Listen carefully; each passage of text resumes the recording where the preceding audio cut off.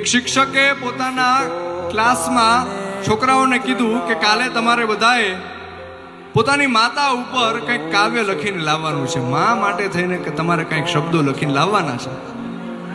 બધાએ છોકરાઓ બીજા દિવસે પોતાની નોટમાં પોતપોતાની રીતના કંઈક કાવ્ય લખીને લાવ્યા, કોઈ કંઈક શબ્દો લખીને લાવ્યા.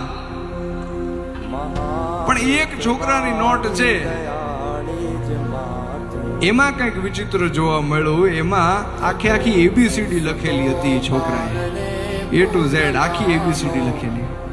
તો શિક્ષકે એ છોકરાને ઊભો કર્યો અને પૂછ્યું કે ભાઈ આ શું છે, આનો શું મતલબ? અને ત્યારે છોકરાએ જવાબ આપ્યો કે મને ભાષા શીખવાડનાર, મને બોલતા શીખવાડનાર મારી મા માટે થઈને હું શું લખી શકું, એટલે મેં આખી એબીસીડી લખી દીધી છે. મારી માને જેમ ગમશે એમ એ શબ્દો ગોઠવીને એની રીતના જોઈ લેશે. આ મા દીકરાના સંબંધની વાત છે. એ દલપતરામે પોતાના કાવ્યની અંદર લખી. કેવી રીતના કે હતો હું સુતો પારણે પુત્ર નાનો, રડું છેક તો રાખતું કોણ છાનો,